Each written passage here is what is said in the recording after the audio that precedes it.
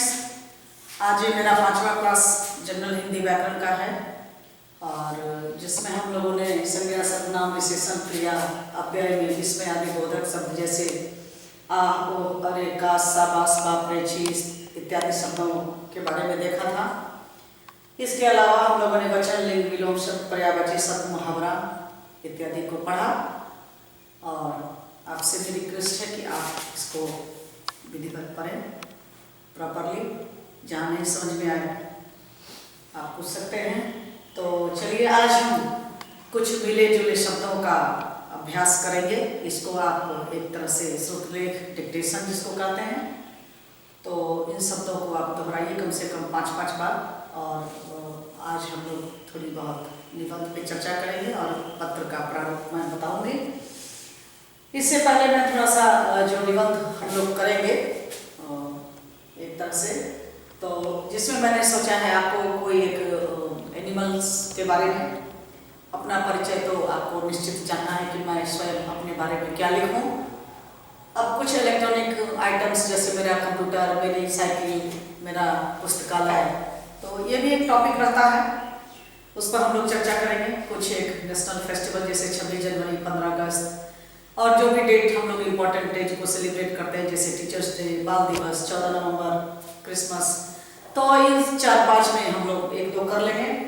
त्यौहार होली, दिवाली, दशहरा, ईद, बिहू और ओणम, छठ पूजा जो भी है उसमें 1-2 की चर्चा हम लोग करेंगे जरूर।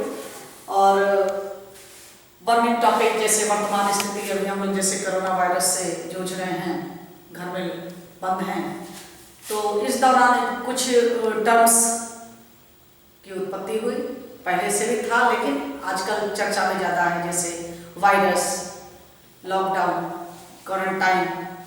तो इस सब शब्दों को थोड़ा हम लोग देख लेंगे कि इस पर हम लोग कुछ लिख सकते हैं, तो 2-4 लाइन का पैराग्राफ।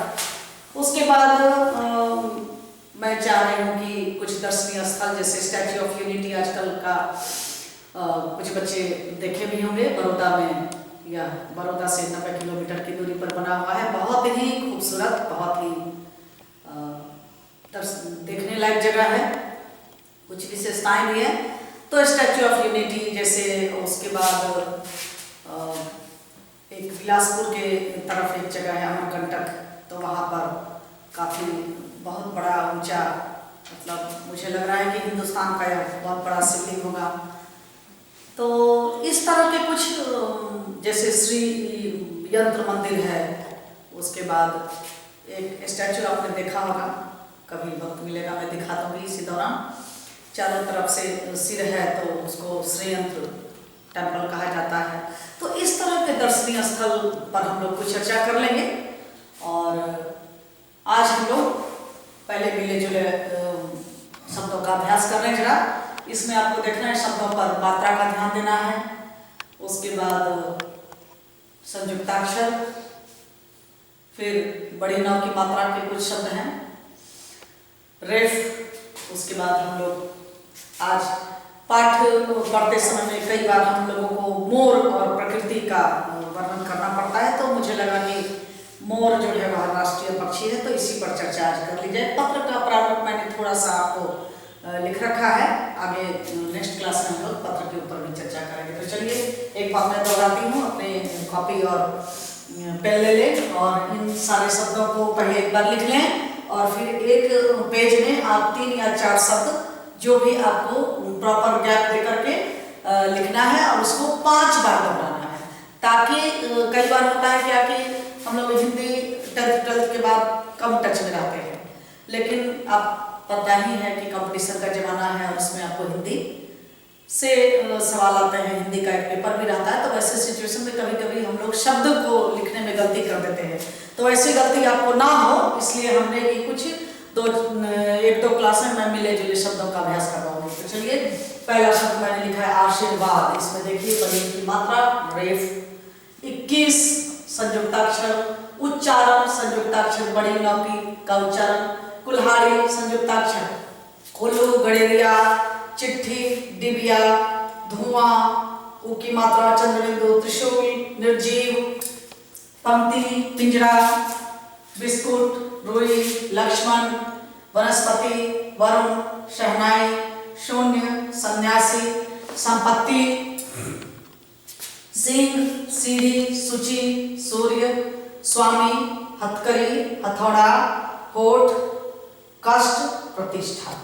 आपको एक काम और करना है कि जब आप इस शब्दों को लिखते हैं तो बोल करके जरूर लिखें, ताकि आपको प्रोनाउंसिएशन उच्चारण में किसी भी प्रकार की दिक्कत ना हो।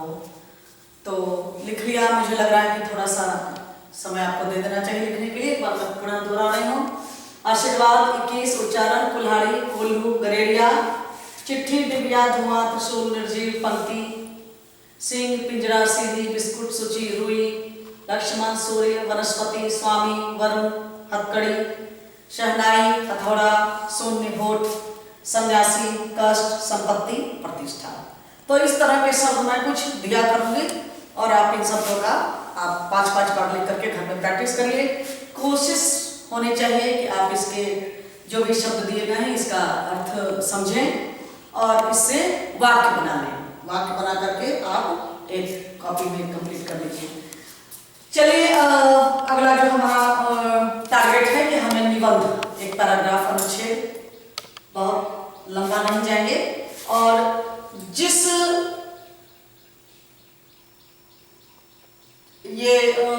तरह से मैं लिख रहे हैं, जैसे मोर एक बहुत सुंदर पक्षी है, अगर तोता के बारे में लिख रहे हैं, कौवा के बारे में लिख रहे हैं तो उसका एक लाइन में परिचय, उसके बाद 2-3 लाइनों में इनके शरीर की बनावट, जैसे मोर क्या लिखा है मैंने, मोर एक सुंदर पक्षी है। मेरे साथ साथ आप कोशिश करिए, बोलिए, दोहराइए। इसकी 2 टांगें होती हैं, इसकी चोंच और आंखें छोटी होती हैं।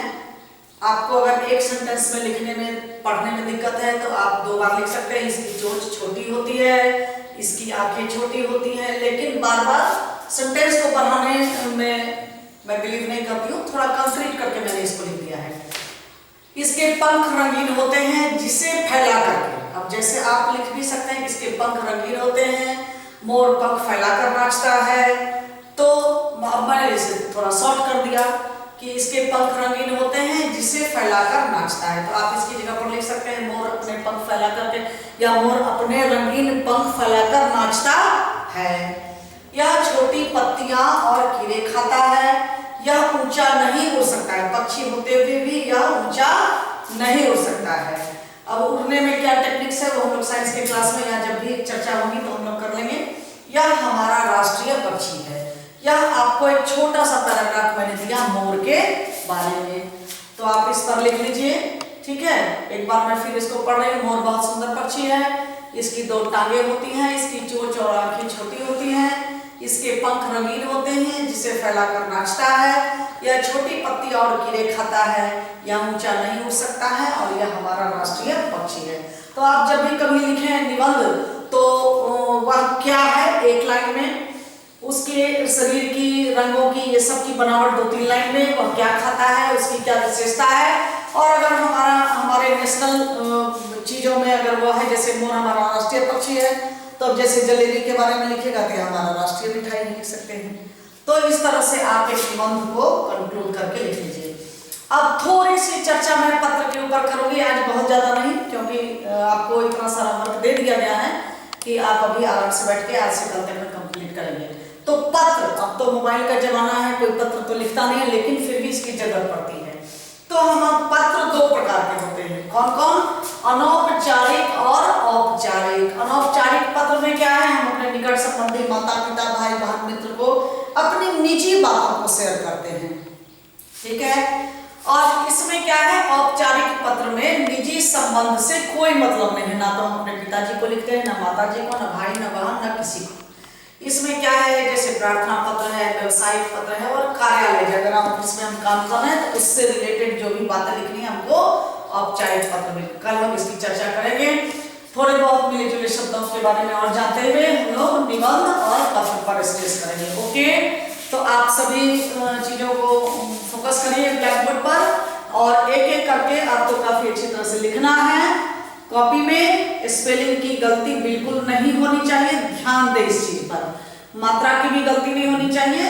और फिर हम कल लेकर के आते हैं आपके लिए एक नया निबंध का टॉपिक और पत्र के बारे में चर्चा करेंगे। सबसे पहले आप स्टूडेंट हैं तो आपको विद्यालय में छुट्टी लेने की जरूरत पड़ती है, कभी गिर जाते हैं, कभी तबीयत खराब होती है, तो हम वहीं से शुरुआत करेंगे। हम अपने प्रिंसिपल प्रधानाध्यापक को पत्र लिखेंगे जिसमें हमको छुट्टी के लिए आवेदन देना है या फिर हमारी तबीयत खराब है, तो हम एक दो टॉपिक पर आपको